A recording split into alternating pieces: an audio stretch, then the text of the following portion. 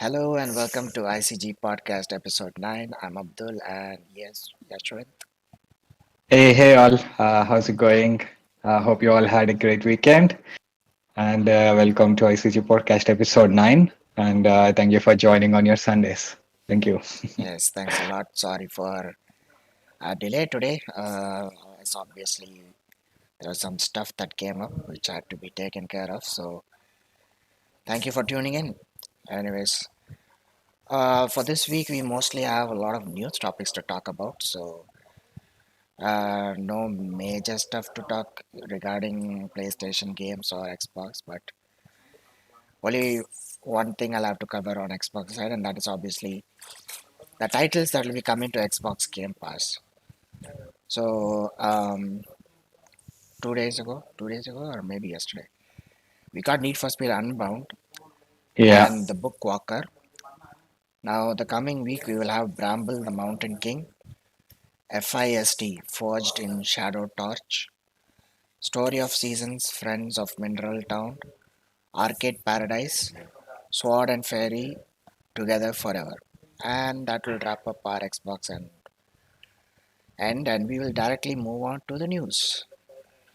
So the biggest news is Metal Gear Solid Master Collection Volume 1 will release on October 21st, and it contains quite a lot of stuff for people who are going to buy it. It will contain Metal Gear Solid 1, Metal Gear Solid 2 Sons of Liberty, Metal Gear Solid 3 Snake Eater. It will also contain the NES version of Metal Gear, the 1990 Snake's Revenge, and it will also contain original Metal Gear and Metal Gear 2 Solid Snake. And if those games aren't enough, the bundle will come with even more bonus content such as strategy guide for each game, a digital soundtrack, Metal Gear Solid graphic novel, screenplay books that delve into the story of Sons of Liberty and Snake Eater. So Volume 1 will be coming to PS5, Xbox Series X and S, Nintendo Switch and Steam. Ooh, that's a lot. yeah, So I'm sure if you're like Yashwant and you grab a copy, you'll be up to date with at least yeah. three of the main games.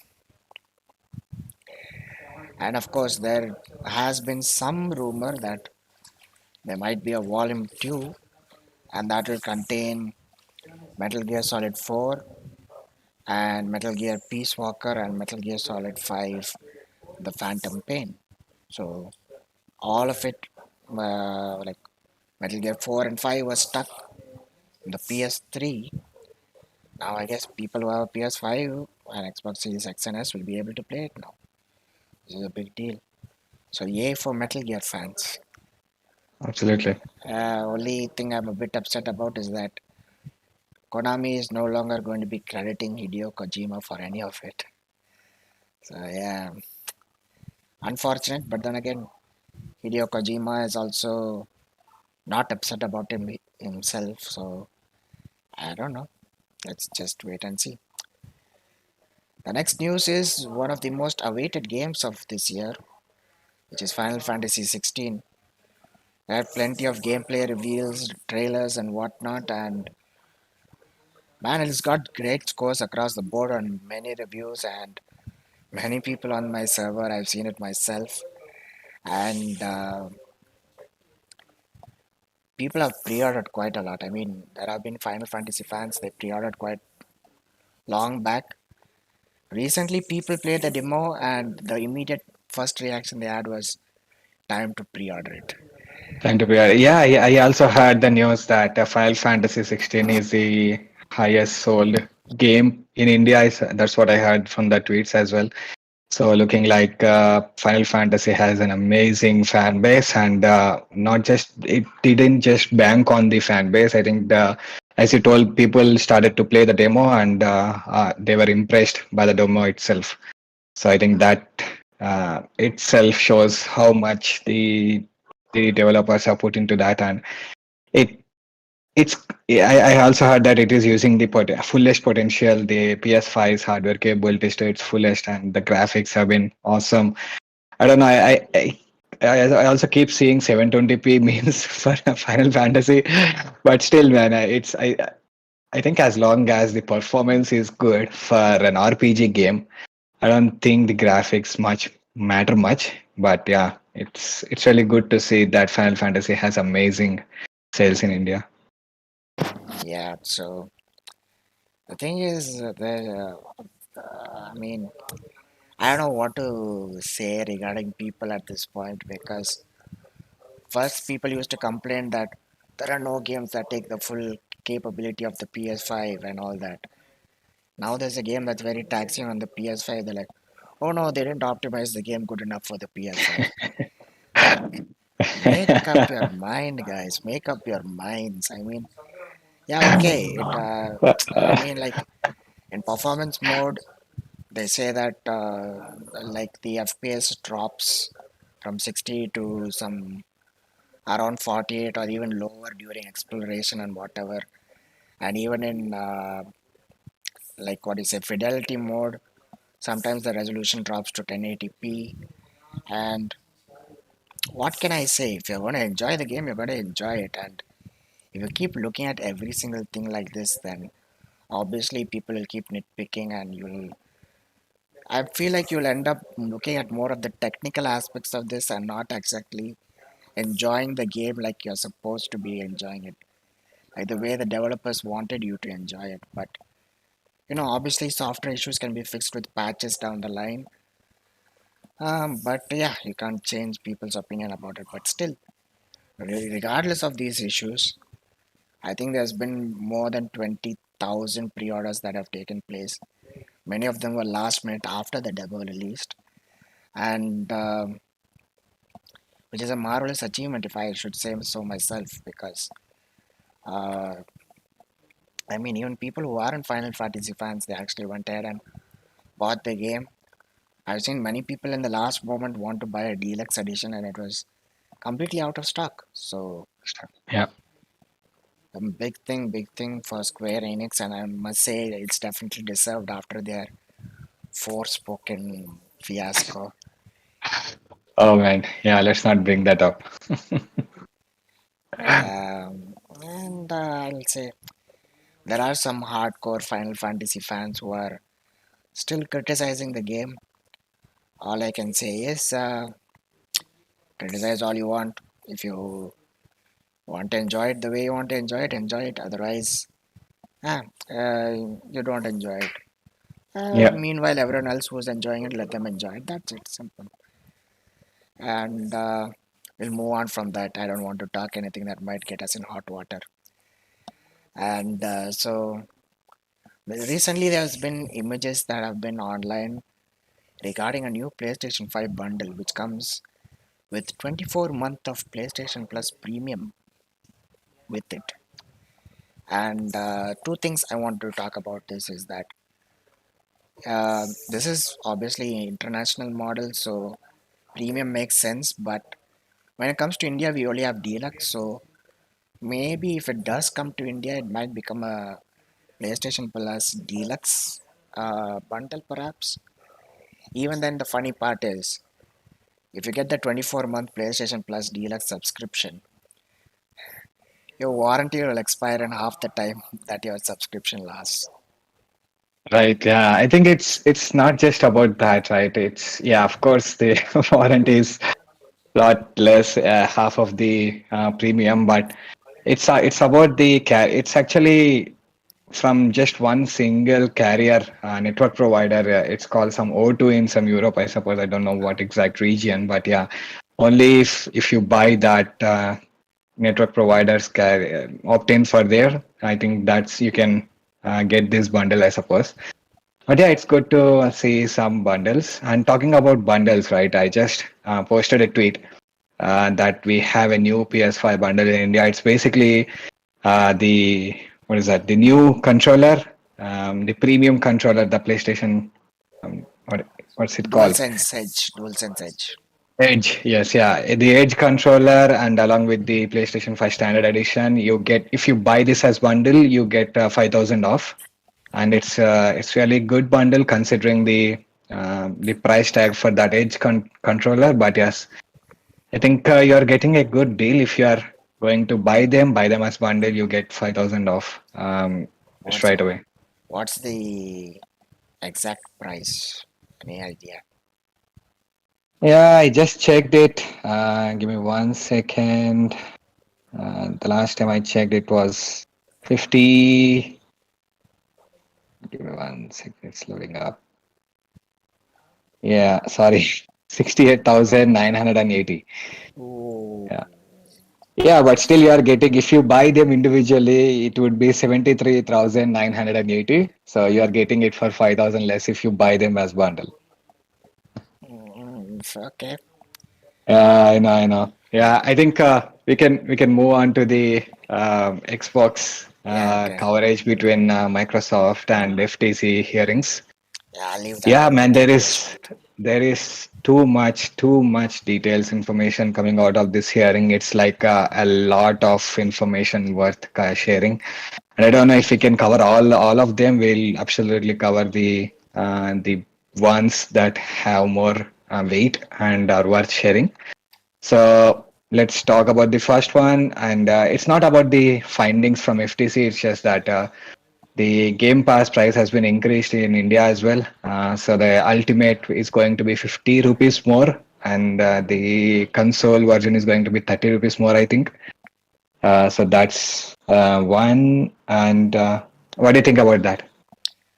Yeah, just a second, Yashwant, before I say my opinions. I just want to say hello to Daniel Blackburn. Thank you for joining the stream.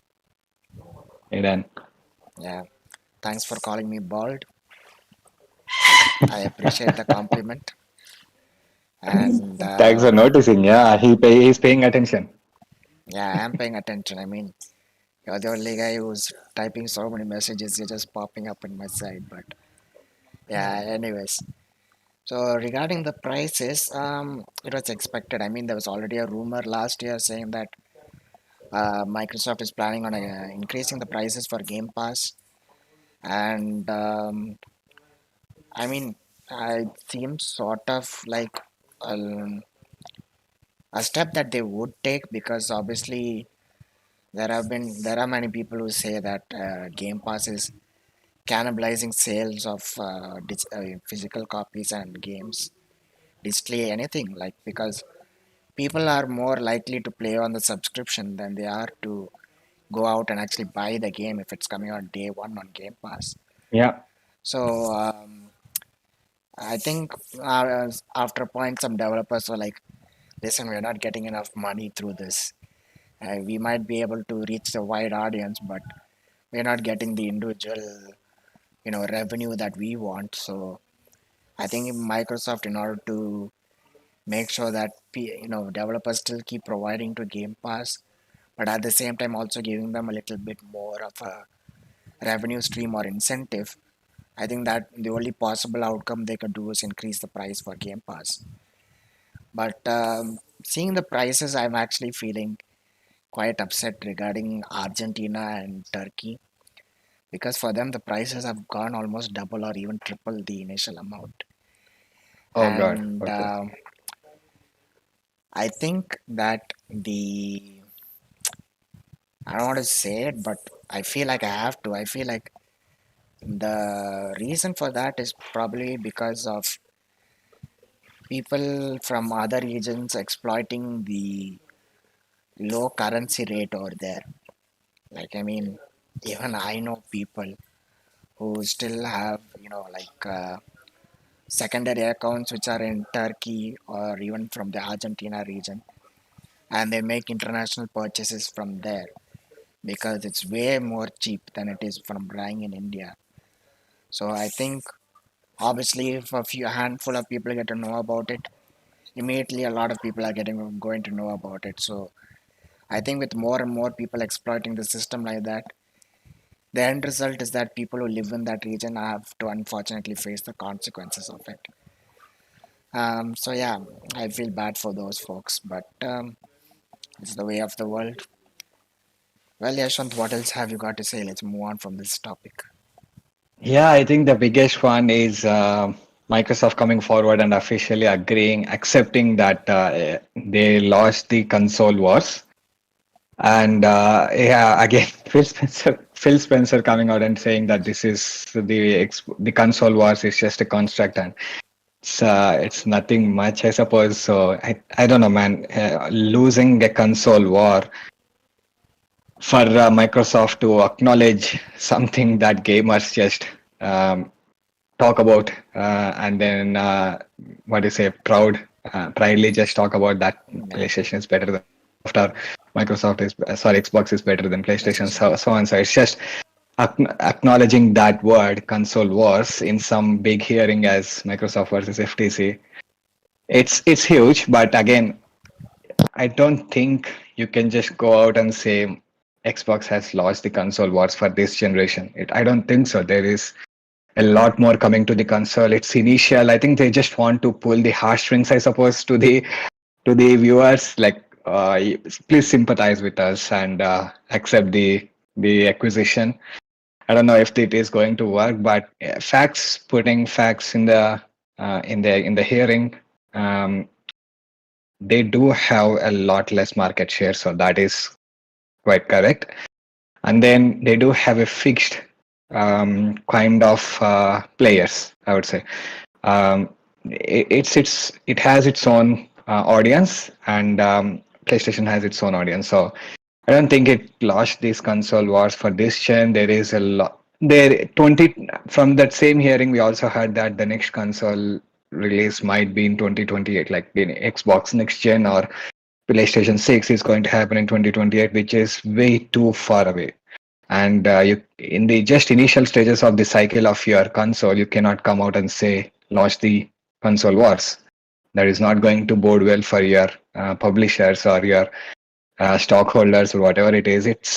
It doesn't seem right. I don't know what their strategy is to come out and first day of the hearing say launch the console wars. So yeah, it, I don't know. I don't think so. But what do you think? Well, I just feel like Microsoft have to say something at this point to the FTC to make them, say like, oh no, everything you're doing is going to affect PlayStation and all that. And well, if you've seen some of the cases that the FTC makes, it seems like they're like, oh no, this will affect PlayStation. This will affect PlayStation. But eh, I mean, even I read a tweet or some article somewhere because the FTC apparently, I don't know the exact words, but I'm paraphrasing. It seems that they say it's unfair that a platform is keeping particular cosmetics or particular levels exclusive to its platform, and which is very ironic when they say this to Microsoft, because if you've seen with Hogwarts Legacy and with many other games, Sony has exclusive levels and cosmetics only for the PlayStation. And I don't know if the FTC even knows about this or even if they bother to check. But that's just, not looking at it properly, in my opinion. So I guess Microsoft's only way to say it is that, okay, look, we're already losing. So just let's get this case over with. We have nothing more to say. So I don't know, but still losing the console war thing, I'm not 100% sure if Phil actually said it. It could also be just the journalist saying stuff to hype up this entire thing. But yeah, I mean, this case has been dragging on long enough that, for all I know, I've lost interest in it. I was Yeah, like, just approve it, and I think whatever is going to happen, approve it or reject it. Do it fast, and I think even most gamers are just out of it. They want to yeah, move on and see what's gonna hold out. But yeah, man, I don't know what's gonna happen. Whatever it is, do it fast. exactly. By the way, we have a comment. Oh, hello there, Chakravati. Oh, and he's Hey, he's man. a very popular guy on our server, Aaron Iyengar. Yeah, Ah, okay. Yeah. yes, uh, proud Good to owner see of. you here, man. Yeah, good to see you your first time over here. So good to have you with us. Yeah. So, yeah, anyways, as I was saying, the case at this point, I feel like they should just get it over with because I don't know. The longer they drag it, the more people will start to not care about it. They'll just be Yeah. like, let it go on. We don't care. Someday it might end. We'll bother about it then. So yeah, that's all I can say about the case.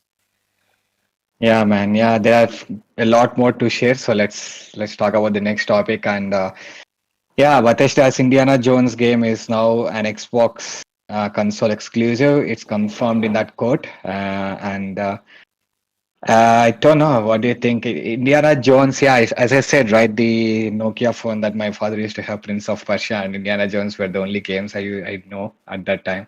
So I have only PlayStation, and seeing this information come to light, I was like, a little bit of my heart fell. Sang. I was like, oh no, if I have to experience this, I have to go to my friend's house who has Xbox, play everything, sit awkwardly in their house, or just get it to my house, play the game, and return it back. But yeah, there are ways to play it. I know it's basically, but still.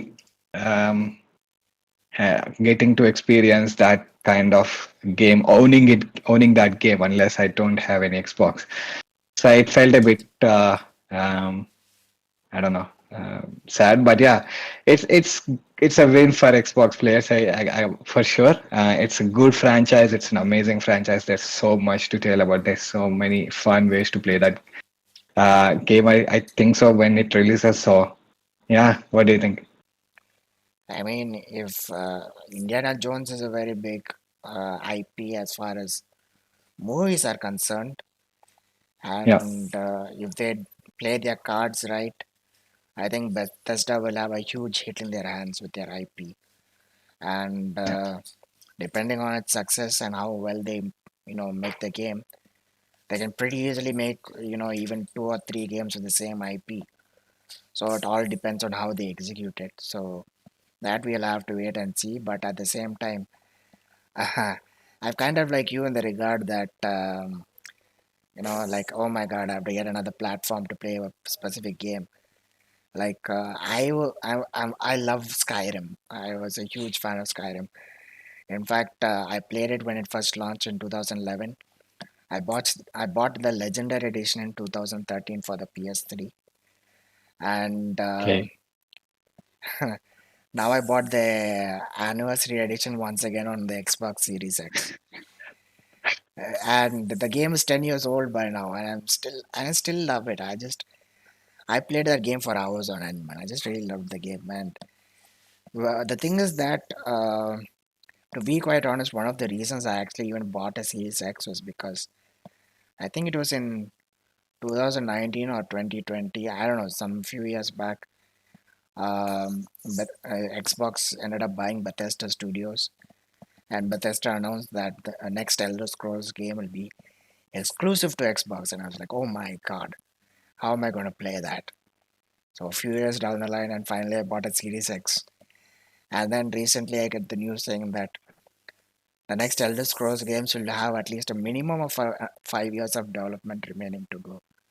I'm like, maybe was a bit of a rush to get a new console. So Yeah, maybe it's gonna be new Xbox exclusive. yeah, Sorry, it's not confirmed. Like Phil Spencer, I think he did agree that we did not land anything on that yeah, front. So basically, as we know, that next generation is going to be somewhere around 2028, and 5 years in the sense, I don't know, maybe they'll prolong it to next gen release, I suppose, next gen console, and have it exclusive to Xbox and release it like a launch title, I suppose, or else just release it for Xbox Series X.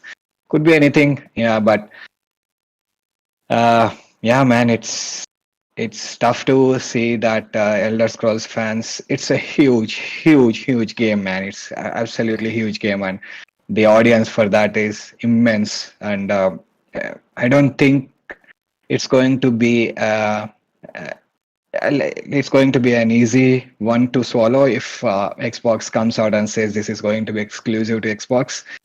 There's going to be a lot of uproar in the internet.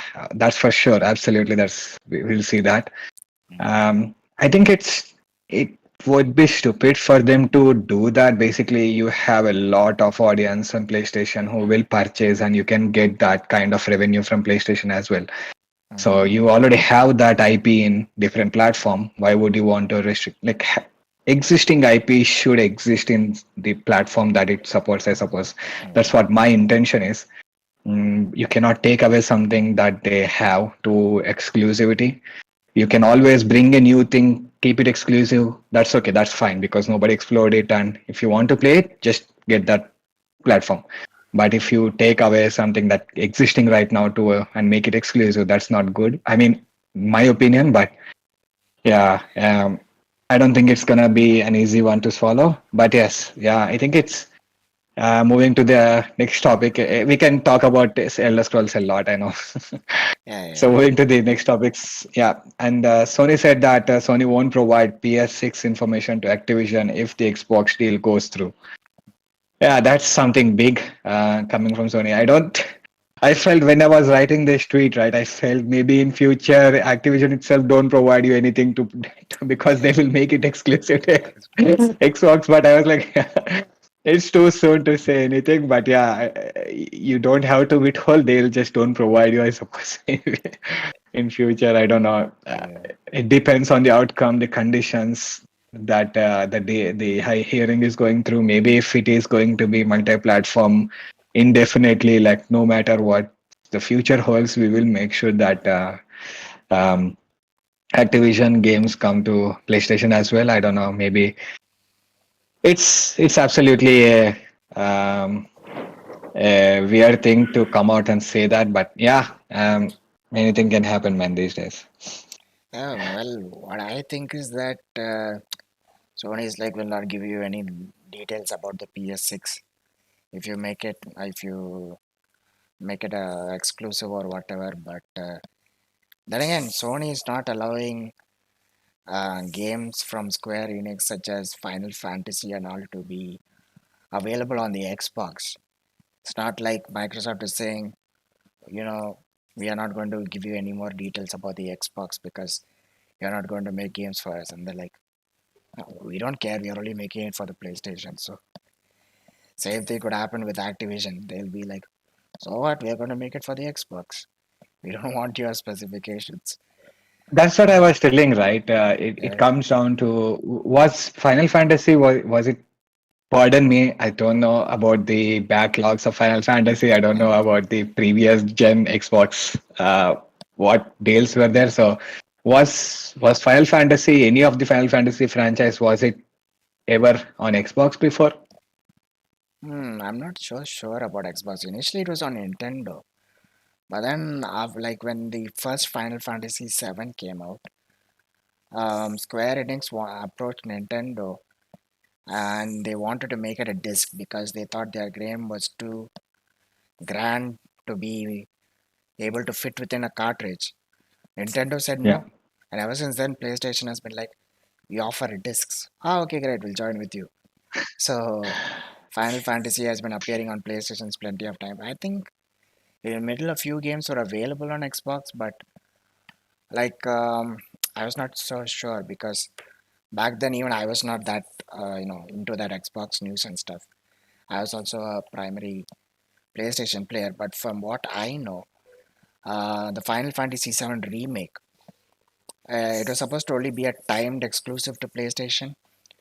It was supposed to come to Xbox after a year, but then a year passed, no news, and then later it came out to be revealed that Final Fantasy VII remake will never come to the Xbox.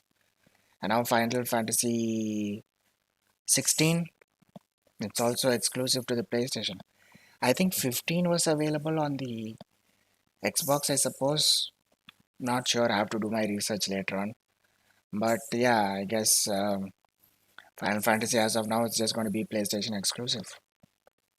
Yeah, if I was going to say, right, if Final Fantasy was never on Xbox platform, it makes sense that you make it exclusive to PlayStation because it was never on Xbox. Because the Xbox gamers did not experience that game on Xbox, and they might not have any issue of not playing that.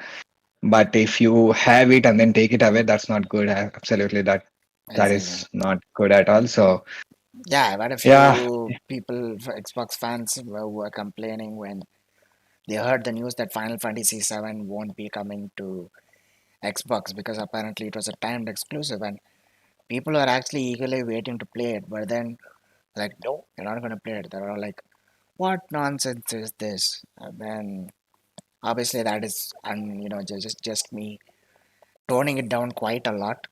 Obviously, no one is going to be talking in such a civilized manner. There would definitely be everyone would be talking. Their best yeah. version of French would be the best way to describe it. So, yeah, let's just keep it at that and move on. Yeah, okay. In that case, yeah, the next topic is yeah. So another huge one, Bethesda was going to make Starfield a PlayStation exclusive, and when Microsoft learned of that, Phil Spencer bought Bethesda. I mean, the parent company is ZeniMax, and made it their own exclusive.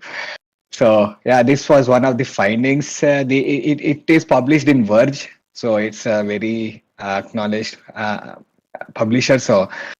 Uh, I don't know, man. I think they had to do something. They had to intervene, and the only thing they are good at is they have a lot of money, and they just bought the parent company. I suppose it's like if you're not going to make the game for us, we are going to buy your boss's boss company.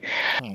So yeah, here comes Microsoft purchasing your parent company and making it their own exclusive. It's like a major gangster move, I'd say. No, no, at this point, I just feel like Microsoft is like Batman. Right now, yeah, the from the I just bought the bank.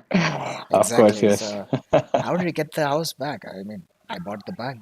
So, I it's bought the bank, same yeah. thing. They're like, oh, Starfield is going to be a PlayStation exclusive. How did you get it? I bought the parent company.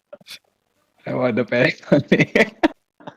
Yeah, it's the gangster move you can make, and absolutely, I think they had to do something. They just can't sit around and just take the loss one after the other while Sony using their dominance to keep having dominance. So basically, that's what they're doing.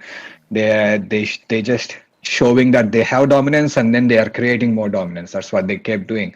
And to stop that cycle, Microsoft had only one chance was to acquire the studio and stop that cycle, I suppose. And that's what's keep happening with Activision and Blizzard as well, right? So Yeah, they cannot make perfect deals, I suppose, or they cannot do a good contract negotiations. So they are like, I don't give a damn. I have money. I'm going to purchase you. yeah. I mean, their first party lineup is also very limited. I mean, even if you ask me itself, I'll just be like, okay, what are some of the Microsoft first party games? I'll immediately be like Forza Motorsport, Forza Horizon, Halo, and Gears of War. And then after that, if you ask me, I'll be like, I don't know. Oh So yeah, man, I just know two, man. I just know two. One is Forza, one is Halo. Those are the only two see, things that come yeah, to so mind that are Xbox exclusive. exactly. So you Oh see, man. when Xbox exclusives comes into the picture, you're like, oh, it's very limited. But Xbox has plenty of studios. But then at the same time, they do not have that first party punch and grasp that say PlayStation has. I mean, if you ask PlayStation, yeah, I like God of War, Horizon is there, and then there's Spiderman is Uncharted, there. there's Yeah, so there are many Last of Us, there's so many games. So yeah, I mean, exactly. they really need some big first party titles in their lineup. So Yeah, whenever people can say Xbox, yeah, I know they have Starfield, they have Elder Scrolls, they have this, they have that. exactly. So I think Microsoft thought that instead of investing money in their own studios to make even significant games so that they can be recognized, they thought, you know what, these titles are already established. Let's just make them our own. Simple as that. So, yeah, Simple as that. Yeah, yeah. Unfortunately, it's simple for them, but yeah, yeah, there it's are just too many things for gamers to consider, and Yeah. So yeah, it's again the next topic would be yeah, Phil Spencer won't confirm Elder Scrolls 6 is an Xbox exclusive. It's difficult for us right now to nail down. Yeah, it's as we covered. There is so much history in this game, and they cannot just take a decision as of now. I suppose maybe with the outcome of the Activision Blizzard deal will have them Exactly. more confidence, will give them more boost, or maybe they are like, okay, we lost this, maybe we need more revenue, so maybe they'll now whatever it is, it depends on this deal and to make a better decision. I mean, yeah, I mean they don't want to say what all exclusive they have down the line because already the FTC is saying that buying Call of Duty and all that will give Microsoft a huge dominance over the market. So if the Microsoft at this point in time keeps telling, okay, down the line we have these exclusives coming, this is the title, that is the title. I'm sure their cases will not be helped out in any ways. It will just make matters worse. So I guess that's why they're going to be like, you know what, maybe, maybe not. It's there, could not Yeah. be there. So they're trying to play it safe. They're playing it safe. Exactly. Yeah, yeah. Yeah, I think I have covered mostly the important findings from the FTC hearing, and what do you have, Abdul? Me, I have plenty of stuff to say. Well, one thing is, of course, as you know, Death Stranding is going to be a movie sometime in the near future. And Hideo Kojima recently tweeted that he is deeply involved in producing, supervising, plotting, the look, the design, the content of the film adaptation, but he's not in charge of directing it. And in a way, I feel that Kojima is being kind of generous because he's giving some, an opportunity to other directors to try and be like, okay, you know what, we can direct a good movie with this plot, so we'll definitely be true to the source material, we'll do it and that. And anyways, he's taking care of producing and all the plots and everything. He's overlooking the entire thing. So if he feels something is not right, he'll immediately speak out. But it's good of him to be considering other directors to give them the chance to, um, add a feather to the cap of some directors by telling that, hey, we were able to make a proper movie adaptation of a popular game. So that's good of him. And I guess he got tired of, not tired, let's just say that he is content after he's directed both Death Stranding 1 and 2, the games. Because obviously Death Stranding 2 is also going to be coming out sometime in the future. And he's Yeah. obviously directed both the games. So he's like, I did my fine share of directing. Now I'll just let everyone else take care of the movie. I'll just sit in the background and chill, take It's photos of the stars. also, yeah, absolutely take photos of the stars on the set. Yeah, That's what he does. It also comes down to the creative direction, right? The way they envision a movie from a game is completely different. You cannot just take a game and expect it to work for a movie. Uncharted is the best example, and there are so many examples that the game was huge hit, but the movie was nowhere close to the energy or the love that game has. So I think it's not fair. I can just bring The Last of Us to the series because it's not just the same creator. It's the Craig Mazin, I suppose, the guy who created that Chernobyl series as well. So having a person who is very well versed in making these sort of movies or series compared to a person who is more involved in just game development or the game direction, whatever it is. I think bringing them together, like what Hideo Kojima said in the tweet, he is deeply involved but not directing. So I think this is best for both the worlds. You bring in the knowledge, you give your expertise, but let the creative direction of the movie give to the actual director. So um, I think that's perfect actually from what I understand. yeah. Going back to the Uncharted point, I felt like kudos to Holland. I mean Tom Holland for his acting and all that Uh, stuff. But two things kind of kept putting me off in the entire film. First and foremost, every now and then whenever he was trying to do his stunts, I just expected him to stretch out his hand and let out a web. And yeah, that is some subconscious part of me doing that sort of thinking.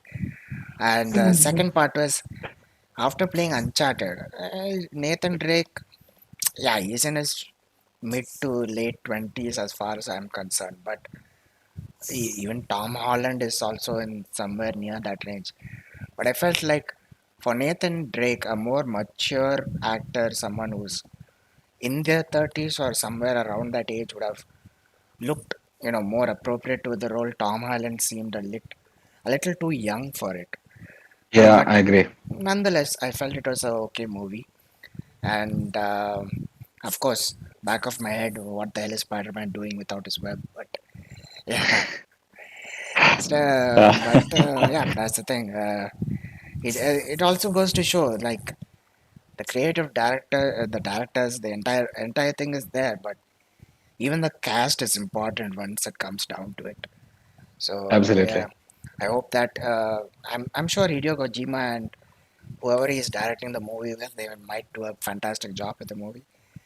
I just hope that they really make the right decision on the cast because that'll make quite an impact at the end. Do you think they'll have the same cast from the game? I mean, voice actors they don't look exactly the same as they do like the game characters now, do they? Maybe except for Senua's sacrifice, Hellblade. I mean, the person who pretty much does the voice for her is also acting for her, and they made the facial model with her itself. But I'm saying, I think they have to use the character's design as a reference to see which sort of actors closely or sort of remotely resembles them to make it more impactful, I should say. But then again, who am I? I'm just a gamer and perhaps a casual viewer, so I don't know. It's up to them in the end. Money talks, so we'll have to Money wait and talks. see. Yeah. What if Pedro Pascal gets it? Oh man, Pedro Pascal became a meme at one point. He's like, eh, they're like the okay now the year is 2050 and Pedro Pascal is trying to safely get a robotic girl across the universe, and I'm like, okay, Oh yeah, uh, it's. I won't be surprised as well. Yeah. yeah. So I'm guessing, nah, I don't think Pedro Pascal should be any more of a meme content anymore. So some other character, give it to some other characters. Let's wait and see. Yeah, yeah. And in the same movie front, we have another interesting news. Universal Studios and Illumination are reportedly trying to close a deal to make a Legend of Zelda movie. Ooh, this is nice. This will be interesting. I want to see how this goes. Uh, I don't think it's going to be a live action because they are taking it safe, I suppose, explore the animation field, and then in the future, maybe 10 years down the line, because they hold the IP, maybe in then they can do a live action like a reboot so that they can bring the same story to different audience, I suppose. So for now, I think it's going to be an animation because, of course, it's Illumination. So yeah, animation itself. And do you think Chris Pratt or Tom Holland would be at the link? yeah, that's what got me thinking. It's a good thing it's with the animation because then it'll be along the same lines as the Super Mario Bros. Movie and Exactly. Sonic the Yeah. Hedgehog and Angry Birds and stuff like that. And Yeah. of course, it's supposed to be animated. It would make more sense. If you bring live action, if they do something like Uncharted, imagine someone like Tom Hanks playing as Link or something. Then, I mean, they put a Oh very no, young man. guy for a almost middle-aged character in Uncharted, and now for Link, who's a very young elf, imagine putting an old actor in that shoes. I mean, Oh, like that. Yeah. yeah, it's a good thing they're staying with the Maybe animated levels. Timothy Chalamet will be okay with that, I suppose. Yeah. Let's just keep it as animated and enjoy it as it is because animated movies are good. And I one agree. last movie announcement is that there's riding the hype train of Spider-Man 2 Yep. coming October. There will be. a movie for Kraven the Hunter, who's going to be one of the antagonists for Spider-Man 2, and it is going to be played by, who is that? I The think Quicksilver guy from that MCU movie. Quicksilver guy, and also who was that Ford from Godzilla 2014. His name, I think it was Aaron Jason Taylor something. I think that was his Ah, full name. Taylor. Yeah, yeah, yeah. I remember that name. Aaron Taylor Yeah. Johnson, something like that. Yeah. So yeah, Quicksilver took a bullet in Avengers to come back as the Hunter. So he's As like, the hunter. Yeah, man. Yeah. How is it going to be if it's going to be the same actor in the MCU and then you're like, are you guys twins? No, no, I'm from a different multiverse. So yeah, it's going to be an easy way, easy plot hole. I mean, Yeah. it could be like how they did with Deadpool. Like Yeah. they Ryan Gosling acted both in a DC movie and also Marvel film, and I don't want to spoil anything for you guys, but if you haven't watched Deadpool already, even if you're not willing to watch the entire film, just watch the end credits. You will be really, really Yeah. laughing out loud about it. There's something Guys. very interesting that Yeah. you Yeah. guys will see in that. Yeah, So one more, another one is same Quicksilver played by the mutant guy from that X-Men movie in WandaVision TV series, right? So yeah, think it's just you can just say, hey, I'm from a different universe, plot hole solved. So yeah, yeah, exactly, you can bring in same actors, man. Yeah, I don't know. exactly. So another, Creativity, I think this thing is bringing is hindering the creativity. It's just you can just throw multiverse and everybody will be like, oh, okay, that makes sense, and everybody accepts the new character. The everything is okay. Yeah, okay, I'm sold. This is multiverse, so it makes sense. So yeah, it's a stupid writing, I'd say, and I'm sure we will see these jokes in Deadpool 3, more of these jokes. But yeah, this yeah, I think yeah I don't know, man. Let's see. I saw the Flash movie. I liked it, but the what is it? The box office is not that much yeah. being good as opposed to the Flash movie, but They it's lost okay, quite a man. lot. It was fun. It was not boring. It was entertaining. As long as it's entertaining, that's all I care. I spent like 150 rupees or something, went to the theater, and if it's entertaining for me, that's enough. I don't need it to be like mind blowing. Like Endgame, you can't expect every Superman, every comic book movie to be like an Endgame or something like that. So Yeah. you just have to see it in their own universe, in their own character. How is it? Are you entertained? That's good. Yes, like how they say in Gladiator. Are you not entertained? Entertained. Yeah, but then again, Oh man. when thinking like this is very, very rare these days. So, yeah, we can't do anything about it. So, interesting bit of news is that in the previous podcast, we spoke about Lies of P. And earlier, I think it's already been 2 months, I guess, since Wulong Fallen Dynasty was launched. But recently, there's been an announcement that there will be a collaboration between Lies of P and Wulong Fallen Dynasty. So before, like, even Lies of P will only be launching in September 19th, but already there's a collaboration announced. So this is just going to be a bigger thing for players down the line. So yeah, I'm looking forward to more collaborations between studios. It's a Yep. win-win for gamers themselves. And I guess the last bit of gaming news we have is regarding Spider-Man 2. And unlike Final Fantasy and other games, Spider-Man 2 won't have any demo at launch. They're very confident about the game. Like you guys won't have to play a demo; you're going to buy it anyways. Yeah. They were brave enough to give pre-orders started at 4 months before launch, and of course people pre-ordered. So I mean, collector's edition sold out. So do you really need a Yeah. demo after this? I don't think so. And as I sort of speculated, I thought Brooklyn might be in the picture, but it seems it's going to be Coney Island instead. And plot wise, it's going to take place 10 months after the Miles Morales ending. And unfortunately, the digital deluxe edition suits cannot be unlocked through the gameplay. which of course, as some people might be upset regarding it, but then again, there has to be some reason to get the digital deluxe edition, right? So they locked it behind that. And from the gameplay trailer, we already seen that we'll have Venom, Kraven, and Lizard, but it seems that there'll be even more villains, as we already speculated. Yeah. And that is all regarding the news I for Spider-Man. yeah, we are top of the hour as well.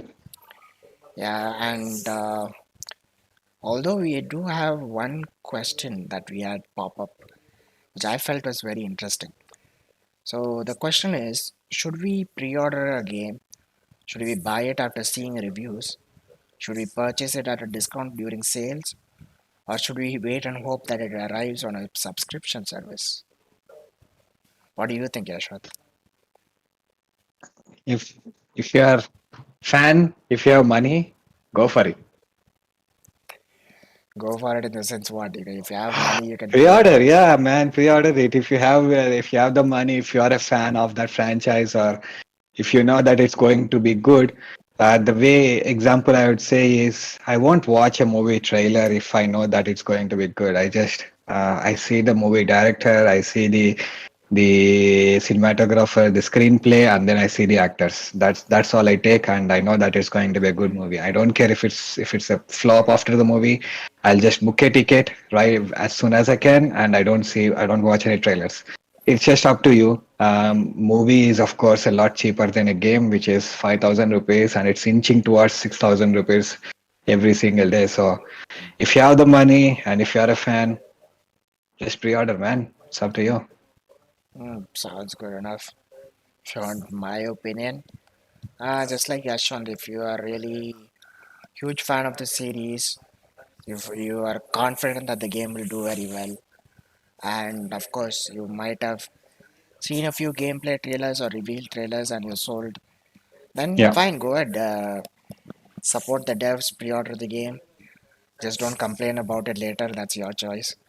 Uh, It's not going to be like that, right? It's basically, it doesn't mean a reviewer did not like the game means you won't like the game. It's absolutely a personal opinion. Personal If choice, yeah. you could have liked the game, but the game could have been a flop. It doesn't matter. If you love the franchise, you will still enjoy the game, even though it could be bad.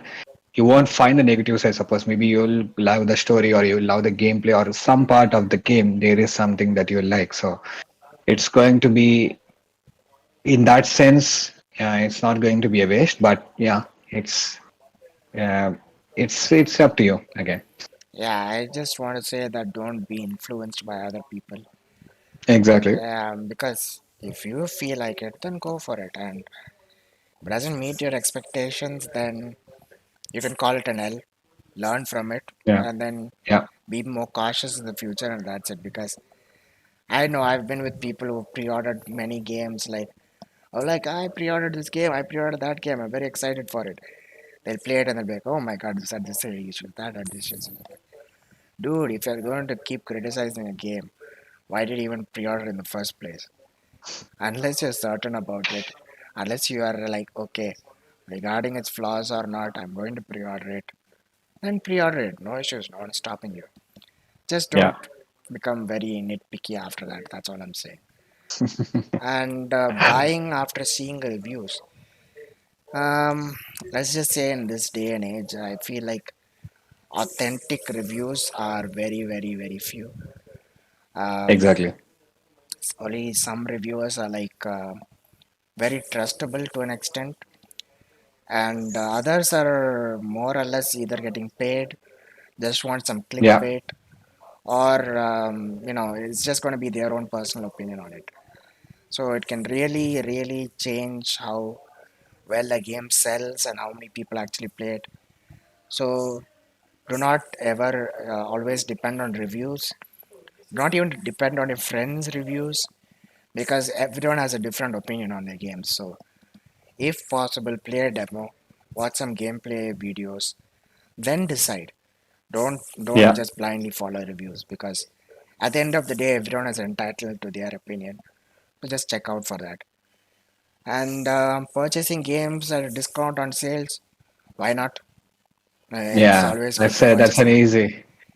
Yeah, I But mean it's the easiest one would be I mean if you after everything, if it's on discount, you are absolutely looking out for that. So if you mm, are looking for a discount, you are almost close to buying it. So yeah, I mean, if you are on the fence about pre-ordering, or if you are still very anxious and waiting and thinking if you should buy it after it's launched, you are not yet convinced. You can obviously, many times games in the start they'll always receive day one patches or whatever bug issues comes. Then, like a few days, weeks, or even months down the line, they'll get updates which might fix those issues. So, of course, by the time it comes at a discount on a sale or something, the game could almost be bug free. So, there's no better time to buy it than then. And by then, obviously, price would have also dropped. So, your anxiety would also drop. So, yeah, you'll have more opportunity in buying that. Well, recently, only with PlayStation Plus, I think this last question like, I think it only popped up because of PS Plus. That part about waiting and hoping that it arrives on a subscription service. Because I personally, from my own experience, last year I bought Teenage Mutant Ninja Turtles Shredder's Revenge because it's a six player co-op, yeah, with your friends, so you can play all the levels co-op with your friends. So a few of my friends were buying it. They told me to buy it so they can co-op. So I bought it, and obviously it's not triple A completely, but it has a nostalgic factor because it's like those games you go to the arcade and play with your friends and all that stuff. It had that nostalgia factor, but it was optimized for current gen console. So I was like, yeah, why not? So we bought it, and 6 players playing the game. We completed the campaign in, I think we rushed through it in 5.5 hours non-stop. oh So, my God. Okay. so spent it barely even a day after purchasing it. Not even 12 hours. We are done with the entire campaign. So, I mean, yeah, it was fun. It was definitely worth the money, I should say. But if you've seen this month's PS titles that came to extra, Teenage Mutant Ninja Turtles Shredder's Revenge is there. So, it was not even a year ago since I bought the game, and now it's on the subscription.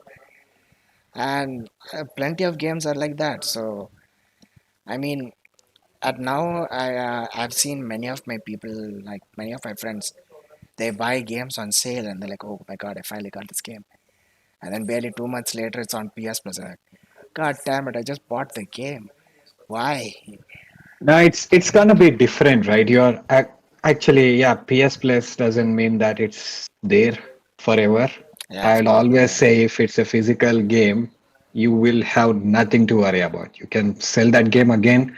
You can get more, if not 80% or at least 50% of your price, and then you can just keep playing the digital copy in the PS Plus subscription or whatever, and then enjoy.